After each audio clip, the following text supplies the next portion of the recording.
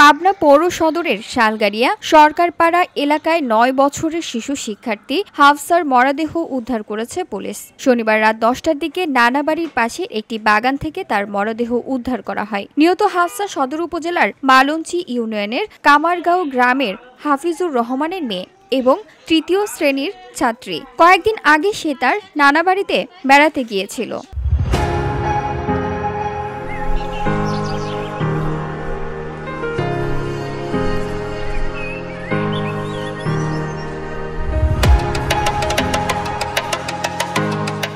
পাবনা সদর থানার ভারপ্রাপ্ত কর্মকর্তা ওসি আব্দুস সালাম জানান, শনিবার সন্ধ্যা ৬টার পর থেকে শিশু হাফসাকে খুঁজে পাচ্ছিল না তার স্বজনরা। তার সন্ধান চেয়ে এলাকায় মাইকিং করা হয়। খোঁজাখুঁজির এক পর্যায়ে নানাবাড়ির পাশে বাগানে তার মরদেহ পড়ে থাকতে দেখে থানায় খবর দেওয়া হয়। স্থানীয়দের কাছ থেকে খবর পেয়ে পুলিশ ঘটনাস্থল থেকে মরদেহ উদ্ধার করে। নানার বাড়ির পাশের বাগানটি দীর্ঘদিন ধরে বখাটে মাদকসেবী ও জুয়ারিদের আড্ডাস্থল ছিল বলে জানান স্থানীয়রা।